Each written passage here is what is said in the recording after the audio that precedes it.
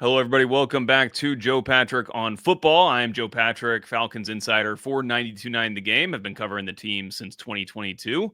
And we have another special guest on with us today, Beau Morgan, the one and only Beau Morgan. Beau, I wanted to bring you on because there aren't that many people who have followed the team as closely as you have for, well, I don't know how long. Why don't you kind of like give your background as to who you are and what your role has been with the Falcons? Well, obviously, I work with you at 92.9 The Game. I've known you for, I don't know, close to 10 years, I would think now. Mm-hmm. I, I'm native of Atlanta or the outskirts. I like to always say that me and Outcasts are all from East Point. That's where I was born, but I wasn't raised there, as you can probably hear. Uh, raised in Paulding County. But I've been in radio since 2008 when I started with 790 The Zone. This is where you actually started. That's right. Ironically enough, obviously I can say that station because they're no longer in existence. Um, and I wrote that out to the end. But I've been covering the team kind of since then in radio, but really in 2009 when I was doing kind of what you're doing to a lesser extent. And, you cover every day. You're at Flowery Branch. I wasn't at Flowery Branch every day, but I was going to games in the locker rooms and all those types of things. And then I got to start working on the radio network in 2010, I believe it was. I was doing pre and post as a producer, and I've produced the end game since 2012, and I'm kind of the executive producer in game and among other things right now for the Falcons Radio Network. So I'm with them wherever they go. Right. They go to Dallas in a few weeks for the third preseason game. I'll be there. I'll be on the plane, just way in the back where they don't want me seen. So I have a unique um, take on the team as not just a fan, but as someone, as growing up a fan, but someone that's covered the team, and in some ways, there's a few others, it like that. But yeah, dude, I've been here since my beginnings. Pretty good run to start in 2010 on the radio network. They've been generally pretty good since then. Obviously, they're in the midst of a pretty nasty, playoff-less stretch right now. But I just say that because my last year, my only year interning at 790 The Zone, I was sitting there listening to every Falcons game of the season in what was that 2007, 8. It was the year after the whole Vic fiasco where they were running Yeah, through Chris 7. Redmond, Joey Harrington, and Byron Leftwich. Yeah, A 7. three-headed quarterback situation. Dude, that Byron Leftwich, I'll never forget. I think it was in Nashville, and they're in the red area, and he throws the ball to the back of the end zone. I mean, just throws it right. I mean, and it was not it was on a play for a throwaway, and I was just like, man, this is rough. And I don't. And Joe, you made a really good point that I've had a good run. I never expected in 2008 to walk in, to the radio station right after they had drafted Matt Ryan and think that we were going to go on a run like that. But to the point that you're making is, I remember sitting there and like it might have been 12 or something, or no, I think it was 2013 because we had the bad year after the NFC title run, and I Mm-hmm. was like, you know what? This is a blip in the radar or whatever they kind of say. Like, no big deal because we're not like the Bengals or anybody. We're not going to have a bunch of lose season. We got Matt Ryan. We got Thomas is a good GM. We got all these things, and in reality, we did. We had 2 bad years, and then 15 was up and down, and then 16 we're in the Super Bowl, and then Yep. so you didn't ever expect it after this, even after losing in Philly in 17, never expected I'd be talking about 7 straight years, man, without a playoff. Yeah, crazy, crazy. And you know that they're just dying to to turn that around. But I do think that playoffless stretch has negatively impacted the perception of the team nationally. I feel like, frankly, just to put it out, like, frankly, I think a lot of the national perception of the Falcons is just like the national perception is of any team that hasn't been to the playoffs in forever, which is, you're losers. You're not going to do well. There's basically no hope. But I think that, us here in the city see it completely differently, that there's a lot of hope for this team. And frankly, they should have been in the playoffs. And, if not for other circumstances, not even just last year, but even the previous year, they had a chance to make the playoffs. And that's ultimately why Arthur Smith was fired, because I think that the whole organization felt like, or at least a large part of the organization, and the most important part, the ownership, felt like that team was good enough to make the playoffs. So I kind of want to like talk today with you about kind of our grievances that we have with with the national media in particular, and just kind of the way that the team is thought about. And so to kick off this conversation, I just want to ask your opinion relative to national perception. Whatever you think the national perception is, would you say you're more bullish on the offense, bearish on the offense, or bullish on the defense, or bearish on the defense? Or are you more up on the offense than national media would think, or on the defense? Take that however you wish. Well, I'll start with I'm definitely more up on the offense than I think most people, and honestly, I feel like it's for some of the different reasons and some I mentioned. I read an article, Joe. It was ESPN, and it had the Falcons at like the 26th best roster in football, and I understand that to an extent, but 26th, I think that's absolute garbage reporting. I just don't know how you can look at and just start an offense, and I'm going to leave Michael Penix out of it, Sure. and I'll leave the tight end group out of it because there's a lot there, and I just get the conversation is just exhausting.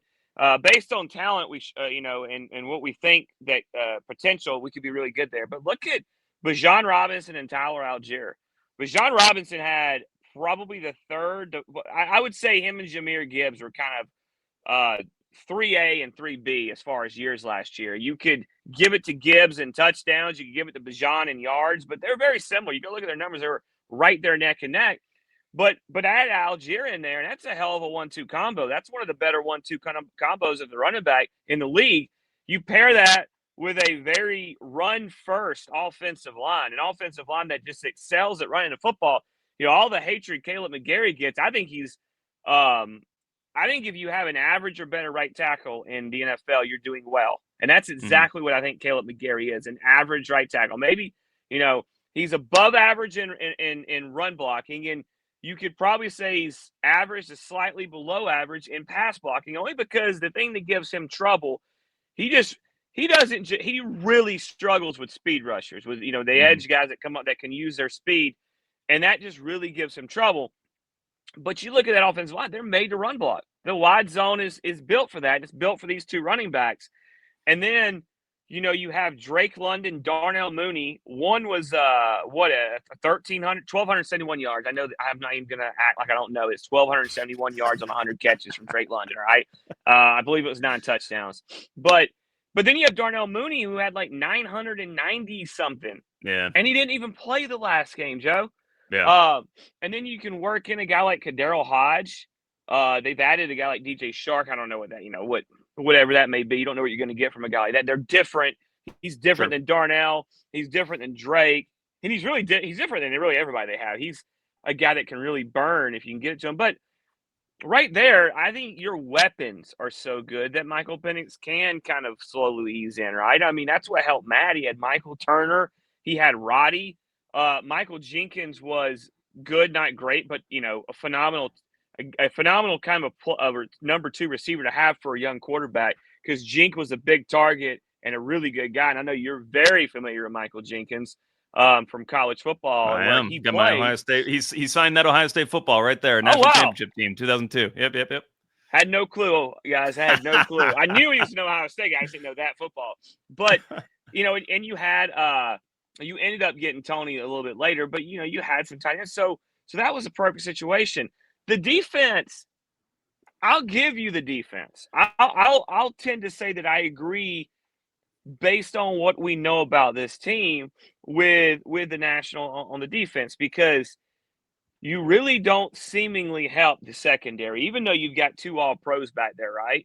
You're now going to maybe start Jordan Fuller or a rookie, or even DeMarco Hellams, which the league doesn't know a lot about. Mike Hughes is returning. I think when healthy, Mike Hughes can do a good job, especially if you get, your safety work help is good back there. So I like that. Yeah. Linebackers, Caden Ellis to me is an all-pro caliber player, and He's he's super been underrated by national media. dude. National media doesn't know who he is, really.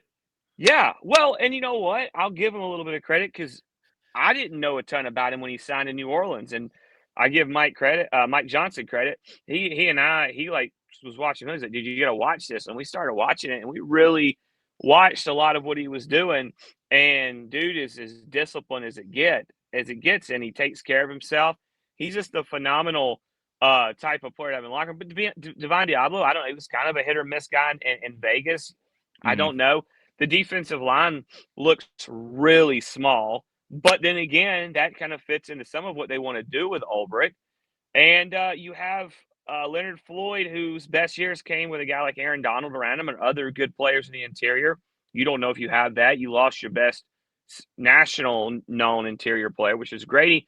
And you're going to rely heavily on two young edge players, and Jalen Walker and James Pierce Jr., who one of which they didn't really care much for, and the other they loved, and he fell. So I can see where they're coming from on the defense. I don't have to agree with it, but I can understand it. But the offense to me is disrespect, and I do believe that Michael Penix has some growth that he needs to go through, and there's some places he really needs to step up. But that said, like I just don't understand because you saw what this team was able to do without Kirk Cousins at anywhere near 100% physically, or probably in a mental state because he didn't feel healthy physically, and I think that started with his ankle more than anything. Yeah, a friend just texted me today actually a list of Fox Sports, like I guess tweeted out like their power rankings, basically their power rankings as it stands right now. I don't know if you saw this. The Falcons were 25th in the NFL on this power rankings list.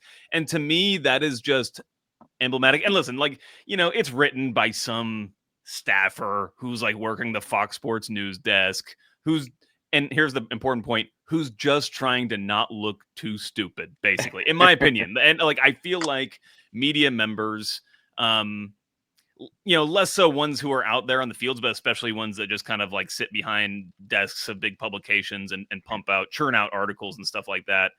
They're just trying to like basically look smart. And, and I think that that's in particular something that has hurt the perception in, again, this kind of class of media, because Terry Fontenot is the kind of general manager who will absolutely go against the conventional wisdom to do what he thinks is right for the team. And he's made big moves in the draft. I feel like the Falcons' top draft pick has now been pretty heavily criticized, or what they've done in the draft in the first round has been pretty heavily criticized. You could even argue that Drake London, like drafting Drake London where they did, over maybe some of the other receivers in that draft, Garrett Wilson, et cetera. Even that was like a little bit under scrutiny, although I wasn't covering the team at the time. It was. But even like I agree. Bijan it pick, was. The Bijan pick was scrutinized, for drafting a running back that early with the team they had at that point, obviously Penix.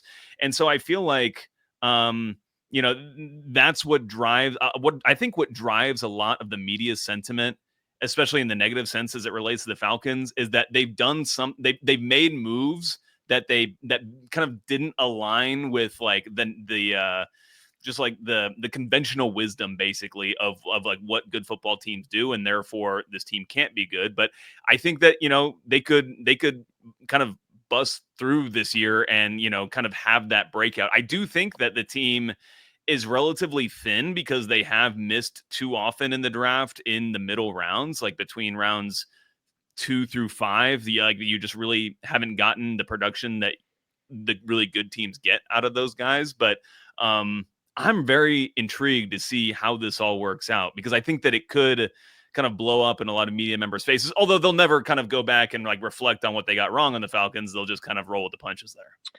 Yeah, I think there's some Drake London was kind of criticized, and some of it was the other guys there. I was critical of Drake London a little bit because I thought to me, I was a big Chris Olave guy. Oh yeah, I thought he was the best receiver in that draft. Yeah, I know. And so did Garrett Wilson. And Garrett Wilson. I thought Olave was the best guy in that draft, and I think Olave, if healthy, could be. The problem is he just can't stay healthy right now, and his concussion is the scariest type of injury. Really, well, one of the scarier types of injuries. And So that was Bajan was the Penix one obviously was based on situations, and so was Kyle Pitts. I push back. I think there's some the second round draft pick thing to me, while in ways I don't disagree, I think it's somewhat overblown at times. Ebiketie was a second round pick. Mm-hmm. Has he been quite as good as you would hope? Well, no, but I tell you what, he has been. He's a very consistent 6 to 7 sack guy every year. You want more of a second round pick. Not saying you don't, but I think that's been okay. Matthew Bergeron, where was he taken? Second round. Yep, He's they traded been up. what has he got? 36, 34 starts in a row, I think something like that. I think he may have started every single game that he's played since he joined the Falcons. I can't think of him missing a game off the top of my head. Yeah, and I believe this is his third year. Yep, So that's 2 seasons, 34 starts. I think that's been a good start. Troy Anderson, I'll give you completely. I mean, he's just not stayed healthy, and you've seen when he's on the field the difference he makes, but he just can't stay healthy. I know that I'm leaving. I might be leaving somebody out there. Well, Rook. Now we don't know about Rook. Rook's right. I think we saw flashes last year, and if you get what you think you're going to get from Rook, he's going to be a stud. And there was Richie Grant in that first year too. Yeah, Richie Grant was. No, I think Richie Grant was Richie. Not the last. Yeah, Richie might have been in there. That whole draft was kind of messed up. That was Richie Grant. So it's been hit or miss. It's basically hit, miss, right? So you're 50% in the second round. Now there is some truth to some of that other stuff, but I think it just shows too, though, is development. And sometimes it's hard to develop guys when you have turnover constantly at coaching positions. Some of it is, other places, but his round one, I think has been a success. Round two, I think has been 50%. So there has been some scrutiny. I think he's done a really good job at bringing guys in and helping and then plugging and playing guys, what's funny is I kind of criticize, the mid round picks that Terry Fontenot, but that's not the issue that the national media has with what Terry Fontenot has done in the draft, because they're all focused on that first round. And I did a podcast episode on this, like kind of asking, is actually Terry Fontenot underrated to national perception? Just because I think the national perception is that he's like one of the worst general managers in the NFL currently, if not the worst, based on some of these drastic moves that he's made. And I think they're like all very defensible, especially. I think obviously the quarterback is the biggest one, right? With everything they did there. Had Zeno on earlier this week. I think he kind of lays out the argument against what Terry Fontenot did there pretty well. The listeners, I don't think it really appreciated it all that often, but I do appreciate Zeno's perspective on it. I think it's kind of worth kind of sussing out on both sides. But I mean, ultimately, here's what I come to is like, I think everybody was in agreement heading into that offseason that you have to do whatever you feel like you have to do to get a long-term quarterback solution, and to get a quarterback like immediately too, because you felt like the team was ready to win. And I think that while it didn't go according to plan, I think that still holds true with where we are right now, which is that, yes, they devoted a lot of resources towards securing that position, to the point where I think some of those resources will ultimately, be considered wasteful or kind of superfluous. But I think that they've also accomplished the goal that they were setting out. Well, they have. I agree with you. I also think when people want to make that argument, they make the argument based on how the draft played out with the Falcons doing that. They don't take into account any of the stuff where the Falcons, let's just say, they don't take into account that what if the Falcons hadn't taken a quarterback there, right? So yes, this is a great point you're going to make. Yeah, and I've talked to some people in the league that have I don't like to say I talked to a league source or anything like that, because it's ridiculous. But I've talked to some people I feel that. Like it makes me. I'm not. That's not who I am. Yeah, but I've talked to some people that have direct knowledge of two other teams that wanted a quarterback and or took a quarterback after the Falcons, and they all would have moved up if they knew the Falcons were in the department to get Michael Penix. They'd have moved up ahead of the Falcons. Mm-hmm. And That I was Chargers spot at 5 was the big one, and even the Cardinals at 4 in that draft were both like the spots to move into. And we played one of those teams last year. We played both of those teams last year, and we play one again this year. So you can kind of figure out who that was and whatever. But I know that both those, but there were two teams that they absolutely wanted Michael Penix Jr. So I just feel like it's the ultimate Monday morning quarterback revisionist history argument to say, well, they could have just taken him at 8 and they never to sign Kirk Cousins. That's not really true. And look, if Penix works out, you're going to say at the end of the day that was the best move ever, and what an amazing decision, and what the testicular fortitude that this organization has to say we'll take the best player available no matter what, even if we have one of those already, which they did with Algier. They did with Penix, essentially, and they kind of did with Jalen Walker, because I think they wanted James Pierce. I have been told on draft day by someone that I trust highly, and that's fed me a lot of correct information. In fact, never fed me wrong, and said, and it's not anyone anybody would know. It's one of those people that raise under the radar, but they're trustworthy. And Mm-hmm. they said, look, do your research on Pierce from Tennessee. They love him. And I was because I didn't think Pierce at, were we 15, I think? I didn't think I like Pierce, but I know about 15, Joe. I was like, man. Yeah, I agree. And so then I started thinking, and I said, well, Jalen Walker will be gone. Let's let it play out, right? I don't want to get too long-winded on this, but I think to me it's an interesting story that I find it really interesting, because we get to draft night. I'm producing the show with Arch and Wes and Mike Conti, the draft show, and I always go back and put my producer hat on because I do that for Falcons Radio anyways. And I'm like, I love that show, and we just had the baby, and so I'm like a week and a half into being a dad, and I start seeing the draft, and the Panthers take Tet, right, and then the Saints take the offensive lineman from Texas, and Banks, I think is his name, and and then Jalen Walker keeps falling, and I go. We go to break, and I'm talking. I was talking to Wes or Arch, and I go, all right, this is going to be the ultimate test. And they're like, what are you talking about? And I'm like, the ultimate test, are we draft best player available, or do we fall in love with a player we think is the best player and or a need? It's really gonna put it out there. And when they took Jalen Walker, I was like, all right, Terry, you're real, man.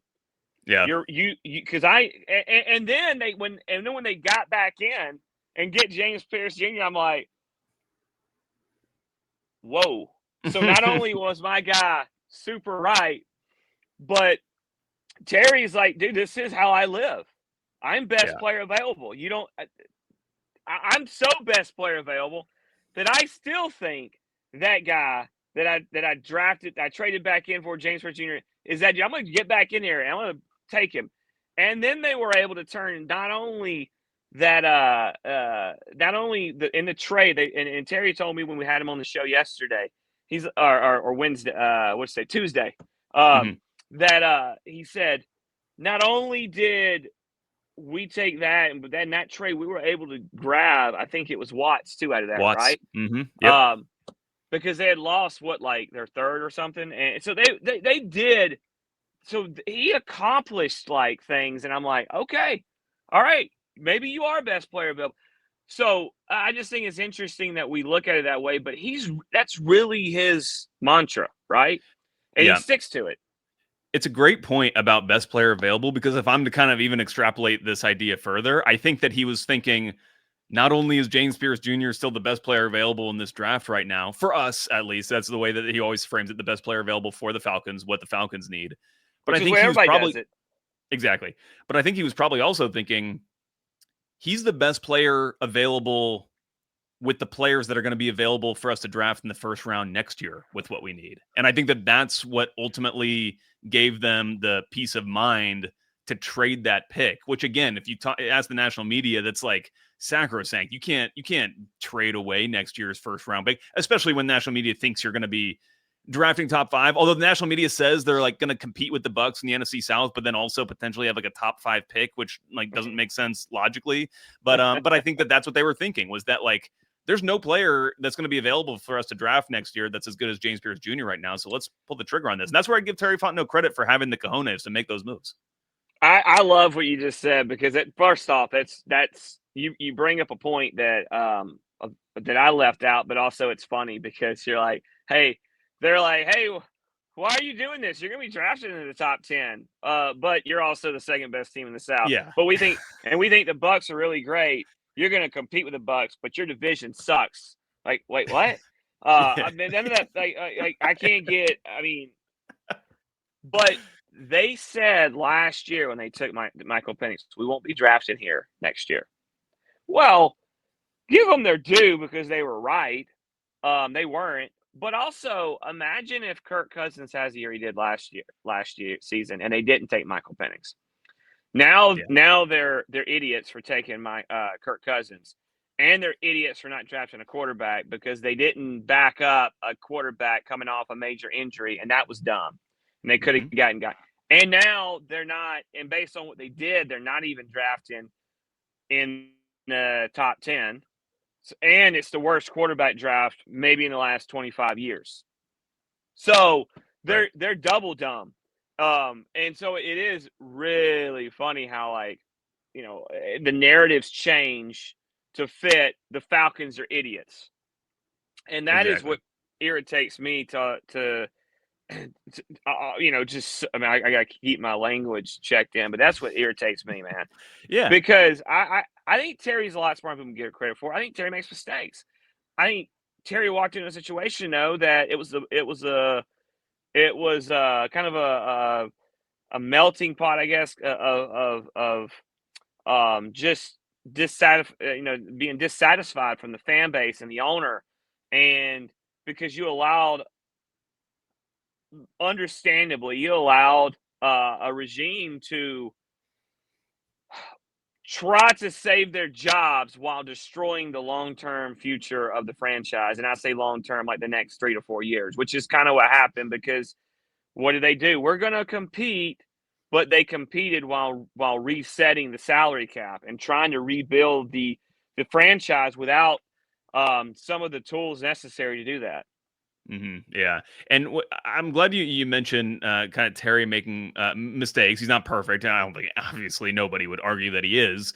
But I, in particular, think that one mistake that relates to this conversation about the quarterback was Desmond Ridder. And it was not necessarily drafting Desmond Ridder. I think that it was totally fair. And I think people actually thought it was, good value. He's the second quarterback off the board in this draft class to get in the third round, especially when you had other picks in that class. Seemed like a good deal.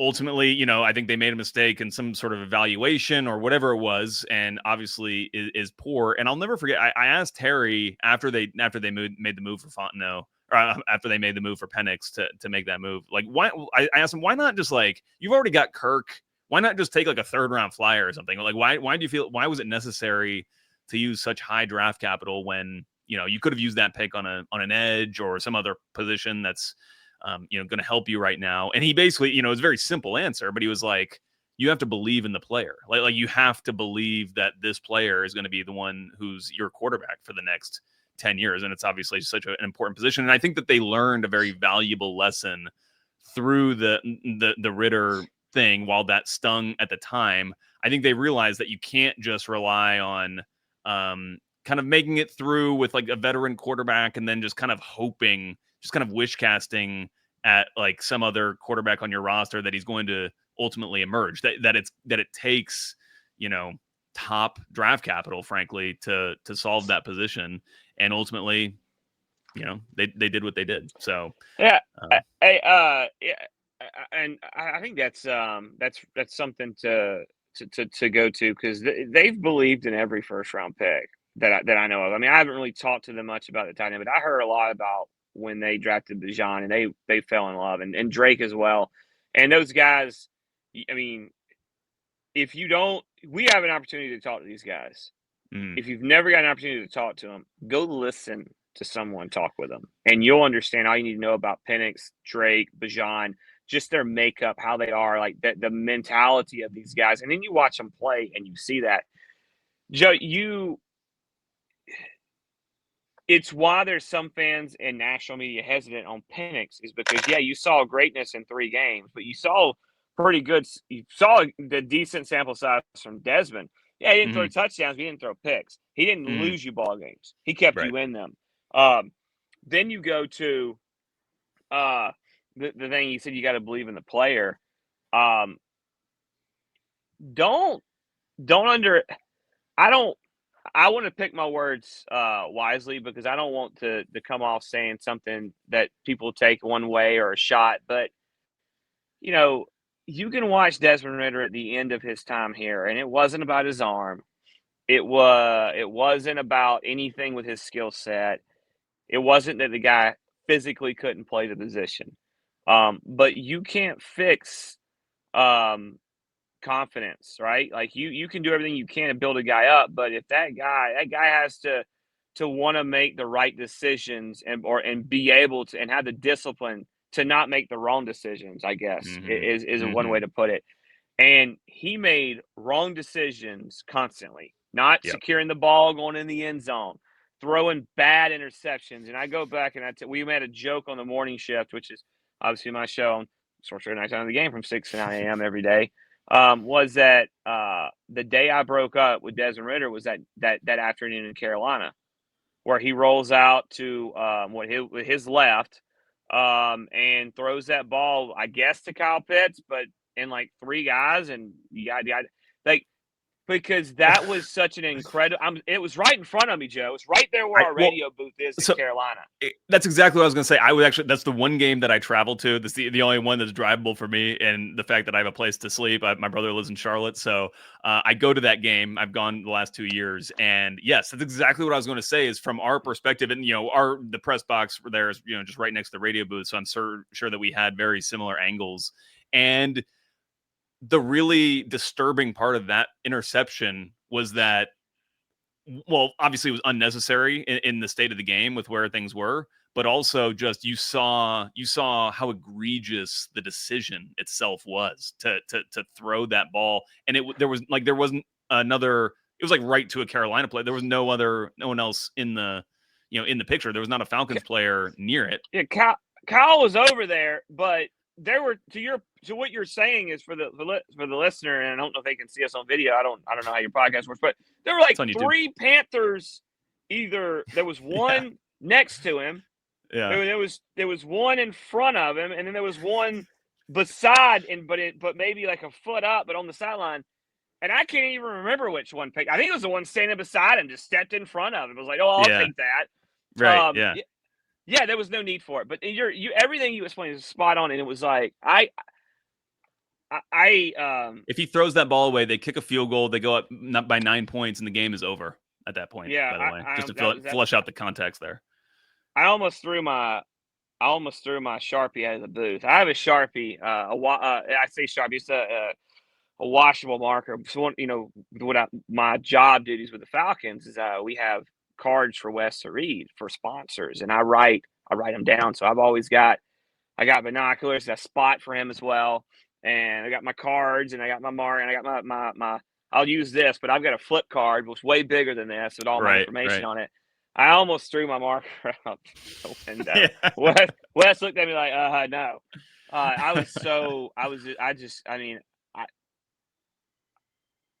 Yeah.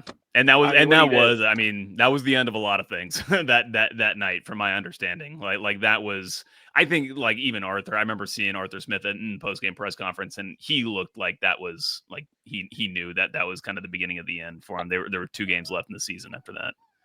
Dude, I think there were some people that were surprised they either flew home or made it off the tarmac. Yeah. Man, we're just getting hot and heavy, but I got to leave it there with you today, Beau. But we're definitely gonna reconnect multiple times throughout the season to just kind of get your pulse of what's happening with the Falcons. But thank you so much for jumping on with me today.